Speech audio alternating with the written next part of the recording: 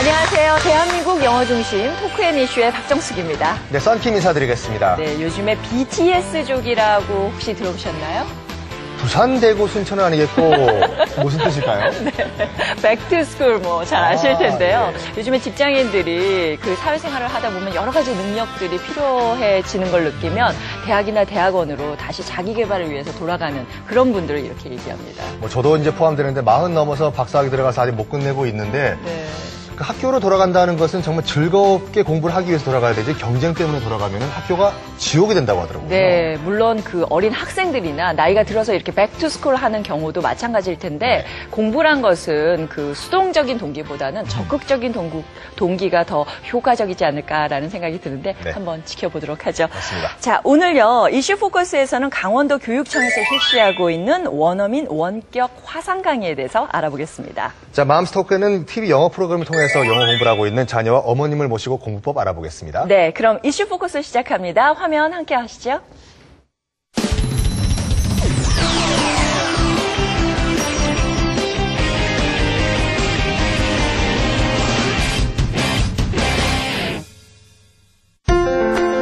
타 시도에 비해 농산어촌 지역이 많은 강원도.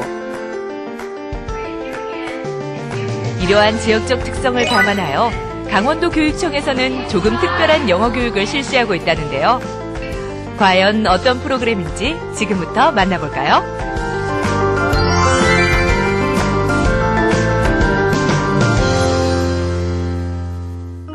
Okay, Peter, here's your card. 강원도 교육청에서는 지난 2008년부터 원어민 원격 화상 강의를 실시하고 있습니다. 아이들은 인터넷 화상 채팅을 하듯 현지에 있는 원어민 강사와 자연스럽게 대화를 하는데요. 강사와 거리낌 없이 묻고 답하는 과정 속에서 1:1 영어 학습 효과가 나타납니다. Here we go. Let's see what teamwork gets. 무엇보다 원어민 교사를 직접 대면해서 공부하는 것보다 부담감도 적다고 하는데요. 그래서 이러한 원격 화상 영어 수업은 원어민 교사를 두기 힘든 농산어촌 학교에서 큰 호응을 얻고 있습니다. Good job. 대화를 하면서 영어 수업을 하니까 참 재밌고 특이한 몸짓, 행동 이런 것도 하시니까 더욱 재밌게 영어 수업을 할 수 있고요. 영어에 대해 잘 몰랐는데 이 수업을 하고 나니까 더 잘 알게 되고 영어와 더 친해지고 뭐 그런 게 있어가지고 다른 아이들한테도 알려주고 싶은 그런 영어 수업인 것 같아요. 농어촌 지역 학교를 위한 영어 교육의 좋은 롤모델로 자리 잡을 강원도 교육청의 원어민 원격 화상 강의. 이슈 포커스에서 자세히 알아봅니다. 이슈 포커스에서는 16개 시도 교육청의 다양한 영어 교육 프로그램을 소개하고 있는데요. 오늘은요, 강원도 교육청의 원어민 원격 화상 강의에 대해서 알아보겠습니다. 네, 먼저 나와주신 분들 소개해드리겠습니다. 강원도 교육청 창의인재과 장승진 장학관님 어서 오십시오. 네, 안녕하세요. 그리고 철원 토성초등학교 김선우 교장 선생님 함께 하셨습니다. 안녕하세요. 안녕하세요. 네. 자, 오늘 도움 말씀 주신 서울대 영어교육과 이병민 교수님 어서 오십시오. 네, 안녕하세요. 네, 그리고 학부모님들을 대신해서 대표에서 나오신 네. 거죠. 궁금한 거 콕콕 찍어드립니다. 안문현 씨 함께했습니다. 안녕하세요. 네. 자, 그리고 오늘 특별히 방청객 여러분들 중에요. 엄마 학교 부천시 회원들 여러분들이 오셨습니다. 네. 어서 오십시오. 어서 오세요. 어서 오세요. 네. 안녕하세요. 네, 아마 궁금한 것들 아주 속 시원하게 풀어드릴 시간이 있을 겁니다. 자, 원어민 원격 화상 강의가 이루어지고 있는 그 교육청에 대해서 저희가 알아보고 있는데요. 언제부터 어떻게 이루어지고 있고 전반에 대해서 말씀을 들어보도록 하겠습니다. 장승진 장학관님. 예, 우리 강원도 교육청의 원어민 원격 화상 강의는 영어 교육 격차 해소를 위해서 2008년도 하반기에 준비를 기간을 거쳐서 시범 운영을 실시하였고 2009년 3월부터 지금 형태로 운영되고 있습니다. 원어민 영어 보호자고 교사를 배치하기 어려운 농산어촌 벽지 학교를 중심으로 해서 이루어지고 있고요. 그리고 그 방법은 교실에 원어민 원격 화상 강의를 실시할 수 있는 시스템을 구축해 놓고 미국 현지의 원어민 강사와 한국의 학생들, 선생님이 쌍방향으로 서로 소통하면서 영어 수업을 진행하는 방식입니다. 현재 그 정기 수업과 방과 학교를 통해서 이루어지고 있습니다. 그런데 그 장학관님 외람된 질문이지만 강원도라고 하면 저희가 가지고 있는 선입견이 산이 많고 교통이 불편하다 이런 선입견 때문에 저 EBS에 있는 원어민 선생님들도 강원도에 배치되는 것을 좀 꺼려 하시는데 이것이 원격 수업과 어떤 연관 관계가 있을까요? 예, 강원도 내 예를 들면 353개 초등학교 중에서 72.8%인 257개 교가 농산어촌에 위치하고 있습니다. 중학교도 사정이 비슷합니다.